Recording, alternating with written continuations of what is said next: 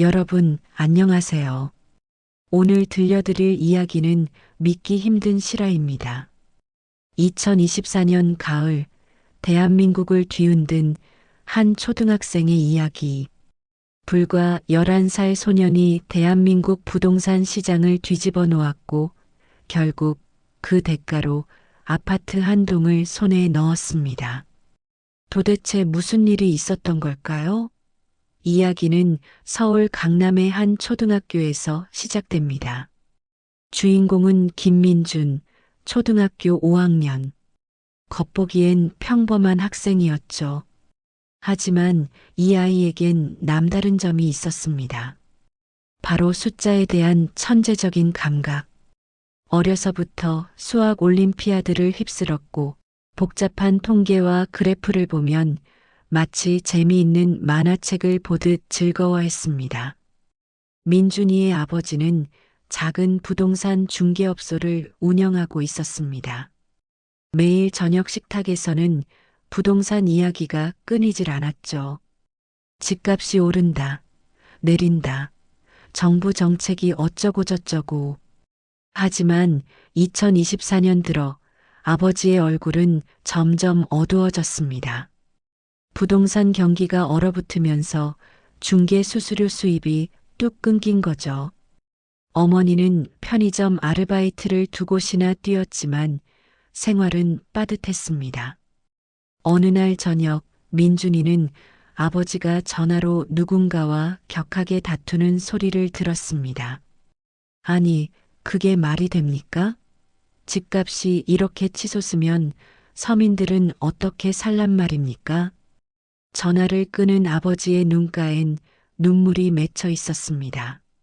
30년을 부동산 일을 해왔지만 이렇게 무력한 적은 처음이라고 했습니다. 그날 밤 민준이는 잠을 이룰 수 없었습니다. 아버지의 슬픈 얼굴이 자꾸만 떠올랐죠. 그리고 문득 생각했습니다. 내가 뭔가 할 수 있지 않을까?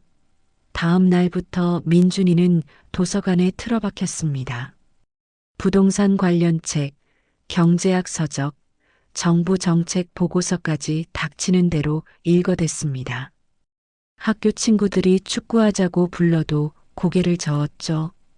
2주일 후 민준이는 두툼한 노트 한 권을 들고 아버지 앞에 섰습니다. 아빠, 저 집값 잡을 방법 찾았어요. 아버지는 피식 웃었습니다. 대견하지만 어린아이의 순진한 생각이라고만 여겼죠. 하지만 민준이가 노트를 펼치자 아버지의 표정이 굳어졌습니다. 거기엔 놀라운 분석이 담겨 있었습니다. 민준이는 지난 30년간의 부동산 데이터를 모두 수집했습니다. 금리, 인구 이동, 정부 정책, 심지어 날씨와 출산율까지. 그리고 그 모든 데이터를 하나의 공식으로 정리했죠. 아버지는 눈을 의심했습니다. 민준아, 이거 내가 다 한 거야? 민준이는 조용히 고개를 끄덕였습니다. 하지만 문제가 있었습니다. 아무리 데이터가 정확해도 11살 초등학생의 말을 누가 믿겠습니까? 민준이의 아버지도 반신반의했습니다. 그때 민준이가 말했습니다. 아빠, 제게 기회를 주세요. 만약 제가 1년 안에 집값을 잡는 방법을 증명하면 그때 믿어주세요. 소문은 빠르게 퍼졌습니다. 부동산 업계에서 30년 경력의 김 사장 아들이 집값을 잡겠다고 나섰다는 얘기가 돌았죠. 처음엔 모두 코웃음 쳤습니다. 초딩이 무슨 부동산을? 하지만 일부 호기심 많은 사람들이 민준이를 찾아왔습니다.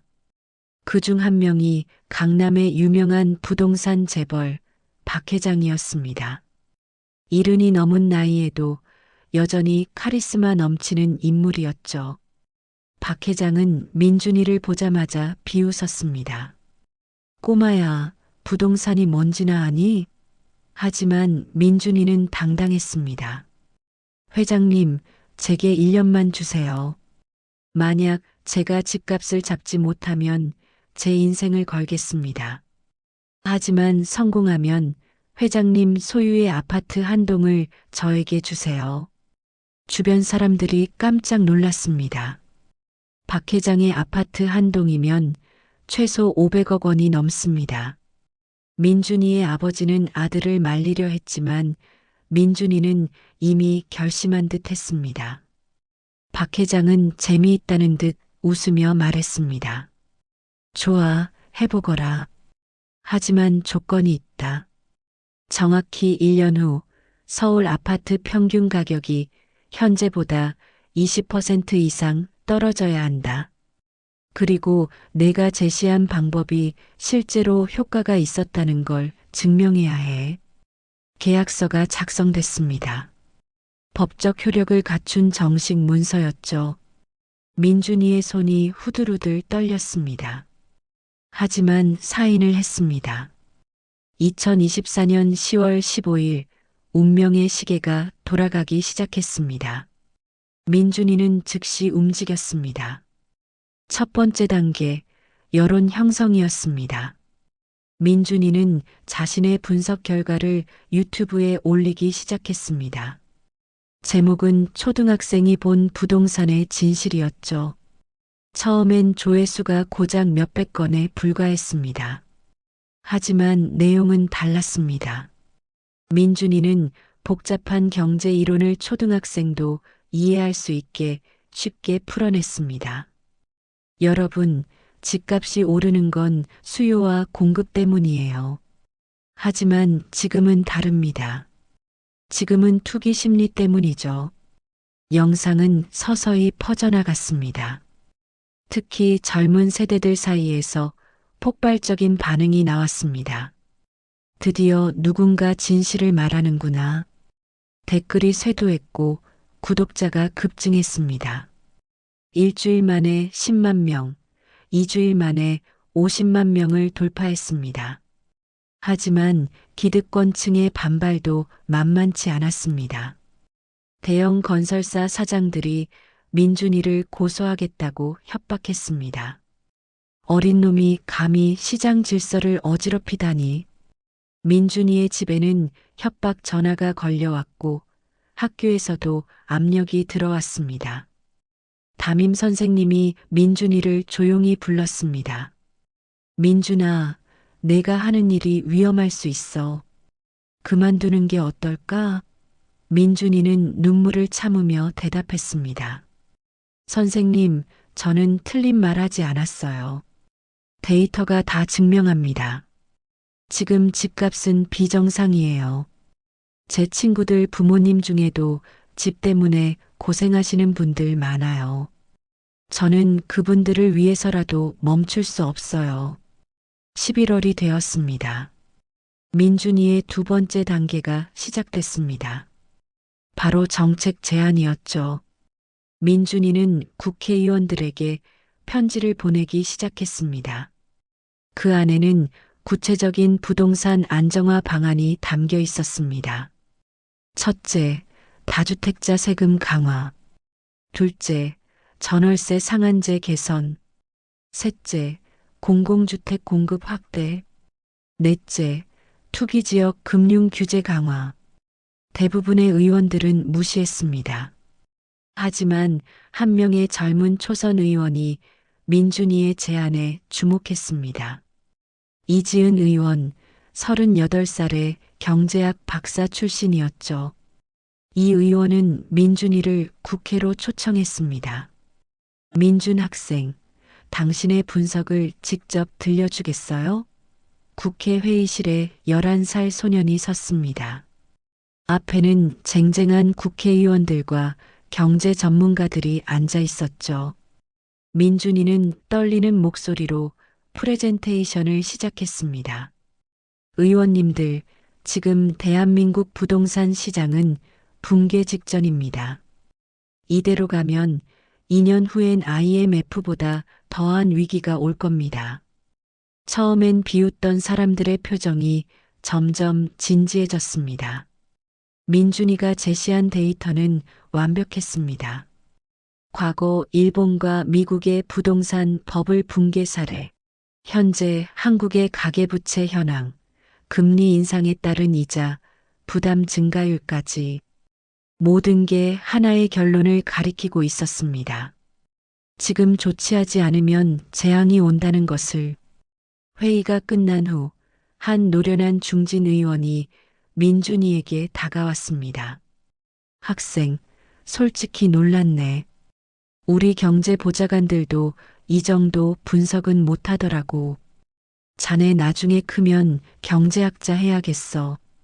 민준이는 수줍게 웃었습니다. 하지만 진짜 싸움은 이제부터였습니다. 12월 정부가 긴급 부동산 대책을 발표했습니다. 이지은 의원이 민준이의 제안을 토대로 법안을 발의했고 여야가 극적으로 합의한 것이었죠. 다주택자 양도세가 대폭 강화됐고 투기지역 대출 규제가 시작됐습니다. 시장은 요동쳤습니다. 부동산 가격이 흔들리기 시작했죠. 하지만 아직 20% 하락까지는 멀었습니다. 민준이에게 남은 시간은 10개월. 박 회장은 여유로운 표정으로 민준이를 불렀습니다. 꼬마, 아직도 자신 있나? 지금 그만두면 용서해 주지. 민준이는 고개를 저었습니다. 아니요, 회장님. 전 끝까지 갈 겁니다. 그날 밤 민준이는 아버지에게 말했습니다. 아빠, 저 혹시 실패하면 어떡해요? 아버지는 아들을 꼭 안아주었습니다. 민준아, 결과가 어떻든 아빠는 내가 자랑스럽다. 11살에 온 나라를 움직인 아이가 어디 있겠니? 2025년 1월 새해가 밝았습니다. 민준이의 유튜브 구독자는 200만 명을 돌파했습니다. 매일 수천 개의 댓글이 달렸죠. 민준아, 우리가 응원한다. 포기하지 마. 하지만 반대편의 공격도 거세졌습니다. 익명의 악플러들이 민준이를 공격했습니다. 철없는 애가 나라를 망친다. 부동산 폭락하면 경제 다 망한다. 민준이는 흔들렸습니다. 밤마다 악몽을 꾸었죠.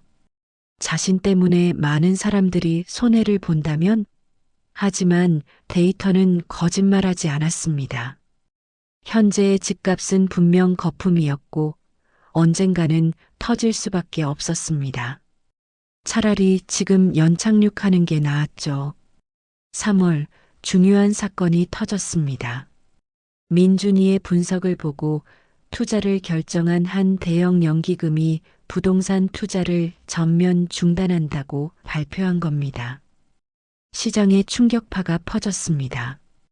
기관 투자자들이 움직이기 시작했고 개인 투자자들도 패닉에 빠졌습니다. 4월 드디어 서울 아파트 가격이 하락세로 돌아섰습니다. 처음엔 5%, 그 다음 달엔 10%. 민준이의 심장이 두근거렸습니다. 하지만 아직 목표인 20%까지는 멀었습니다. 그리고 시장의 저항도 만만치 않았습니다. 5월 대형 건설사들이 연합해서 민준이를 상대로 소송을 제기했습니다. 명예훼손과 업무방해 혐의였죠. 언론이 떠들썩했습니다. 초등학생 대 재벌, 세기의 대결. 민준이의 부모님은 걱정이 태산 같았습니다. 변호사 선임 비용조차 없었죠. 그때 뜻밖의 사람들이 나섰습니다. 전국의 변호사들이 자원봉사로 민준이를 돕겠다고 나선 겁니다. 이건 정의의 문제입니다. 우리가 이 아이를 지켜야 합니다. 시민단체들도 모금 운동을 시작했고 하루 만에 3억 원이 모였습니다. 6월 법정에 섰습니다. 민준이는 증인석에 앉아 담담하게 말했습니다. 저는 거짓말하지 않았습니다. 제가 한 건 단지 데이터를 분석하고 진실을 말한 것뿐입니다. 만약 그게 누군가에게 손해를 끼쳤다면 그건 제 잘못이 아니라 시장이 원래 잘못되어 있었던 겁니다. 판사는 고개를 끄덕였습니다. 학생의 표현의 자유는 헌법으로 보장됩니다. 더군다나 학생이 제시한 자료는 모두 공개된 데이터를 기반으로 한 것입니다. 원고 패소. 법정이 술렁거렸습니다. 민준이는 그 자리에서 눈물을 터뜨렸습니다. 7월 부동산 가격은 15%까지 떨어졌습니다. 이제 5%만 더 떨어지면 됐죠. 하지만 시장이 바닥을 찍는 듯 했습니다. 더 이상 떨어지지 않았습니다. 민준이는 초조해졌습니다. 남은 시간은 석 달. 이대로 끝나는 건가? 민준이는 마지막 카드를 꺼냈습니다. 8월 민준이는 전국 순회 강연을 시작했습니다. 부산, 대구, 광주, 대전. 어디를 가나 수천 명의 사람들이 모였습니다. 민준이는 그들에게 말했습니다. 여러분, 집은 투기의 대상이 아닙니다. 집은 우리가 사는 곳입니다. 우리 아이들이 자랄 곳입니다. 우리가 집값을 정상화시켜야 합니다. 사람들이 움직였습니다. 다주택자들이 집을 내놓기 시작했고 무리한 대출로 집을 산 사람들이 매도에 나섰습니다. 8월 말 부동산 가격이 다시 하락하기 시작했습니다. 17%, 18%, 19%, 9월이 되었습니다. 민준이에게 남은 시간은 한 달 보름. 부동산 가격은 19.5%까지 떨어졌습니다. 단 0.5%. 하지만 시장은 다시 버티고 있었습니다. 박 회장이 뒤에서 손을 쓴 거였죠. 대량의 자금을 투입해 가격을 떠받치고 있었습니다. 민준이는 절망했습니다. 이렇게 끝나는 건가? 11년의 인생을 걸었는데 0.5% 때문에 무너지는 건가? 그날 밤 민준이는 혼자 방에서 울었습니다. 아버지가 문을 두드렸습니다. 민준아, 괜찮아. 내가 이미 충분히 해냈어. 하지만 다음 날 아침 기적이 일어났습니다. 갑자기 미국 연방준비제도가 금리를 대폭 인상한다는 발표를 했습니다. 전 세계 금융시장이 요동쳤고 한국도 예외가 아니었습니다. 돈줄이 막히자 부동산 투자자들이 패닉에 빠졌습니다. 가격이 무너지기 시작했습니다. 19.7%, 19.9%, 그리고 마침내 10월 10일 서울 아파트 평균 가격이 1년 전 대비 20.3% 하락했습니다. 민준이는 그 소식을 듣고 그 자리에서 주저앉았습니다. 해냈다. 정말 해냈습니다. 10월 15일 정확히 1년이 지난 날 박 회장의 사무실에서 최종 미팅이 열렸습니다. 박 회장은 쓴웃음을 지으며 말했습니다. 꼬마 아니 민준군. 내가 졌네. 솔직히 내가 해낼 줄은 몰랐어. 70평생 부동산 하면서 이런 적은 처음이야. 계약서대로 박 회장은 자신이 소유한 아파트 한 동의 소유권을 민준이에게 넘겼습니다. 강남의 30층짜리 아파트. 시가 500억 원이 넘는 건물이었죠. 하지만 민준이는 그 아파트를 팔지 않았습니다. 대신 놀라운 결정을 내렸습니다. 민준이는 그 아파트를 전부 저소득층 청년들을 위한 임대주택으로 전환했습니다. 시세의 절반 가격으로 임대를 주기로 한 겁니다. 저는 돈을 벌려고 이 일을 시작한 게 아닙니다. 집 없는 사람들이 집을 가질 수 있는 세상을 만들고 싶었습니다. 전국이 감동했습니다. 민준이는 하루아침에 국민 영웅이 됐습니다. 대통령이 직접 청와대로 초청했고 국회는 민준이에게 명예시민상을 수여했습니다. 해외 언론들도 앞다퉈 민준이를 취재했습니다. 11세 소년이 부동산 시장을 바꾸다. 하지만 민준이는 변하지 않았습니다. 여전히 평범한 초등학생으로 학교에 다녔고 친구들과 축구를 하며 놀았습니다. 다만 한 가지 달라진 게 있다면 이제 민준이의 아버지는 웃는 얼굴로 일을 하고 어머니는 편의점 아르바이트를 그만둘 수 있게 됐다는 것이었죠. 1년 후 민준이는 중학생이 됐습니다. 그리고 새로운 목표를 세웠습니다. 이번엔 교육 문제를 해결하고 싶어요. 돈 없어도 누구나 좋은 교육을 받을 수 있는 세상을 만들고 싶습니다. 사람들은 또다시 고개를 저었습니다. 꼬마가 또 무슨 헛소리야? 하지만 이번엔 달랐습니다. 사람들은 알고 있었죠. 이 소년이라면 또다시 기적을 만들어낼 거라는 걸. 민준이의 이야기는 우리에게 중요한 메시지를 남깁니다. 나이가 어리다고, 경험이 부족하다고 포기할 필요는 없다는 것. 진실과 데이터, 그리고 정의감만 있다면 세상을 바꿀 수 있다는 것. 그리고 무엇보다 돈보다 중요한 건 사람이라는 것. 지금도 민준이는 매주 유튜브 영상을 올립니다. 구독자는 500만 명이 넘었죠. 그리고 매번 영상 마지막에는 이런 말을 합니다. 여러분, 세상을 바꾸는 건 거창한 게 아닙니다. 작은 용기에서 시작됩니다. 여러분도 할 수 있습니다. 박 회장은 지금 민준이의 가장 큰 후원자가 됐습니다. 그 꼬마한테 진 게 내 인생 최고의 행운이었어. 덕분에 진짜 중요한 게 뭔지 깨달았거든. 박 회장은 자신의 재산 대부분을 사회에 환원하겠다고 선언했습니다. 그리고 민준이의 부모님, 아버지는 이제 큰 부동산 컨설팅 회사의 고문으로 일하고 있습니다. 수많은 회사들이 민준이 아버지의 경험을 원했거든요. 어머니는 자원봉사 단체를 만들어 어려운 이웃을 돕고 있습니다. 이 이야기를 들으시는 여러분, 혹시 지금 포기하고 싶은 일이 있으신가요? 너무 어렵고 불가능해 보이는 도전 앞에 서 계신가요? 민준이를 기억하세요. 11살 소년이 500억짜리 아파트를 이긴 게 아닙니다.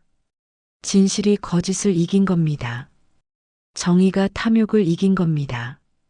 용기가 두려움을 이긴 겁니다. 여러분도 할 수 있습니다. 나이는 숫자일 뿐입니다. 중요한 건 마음입니다.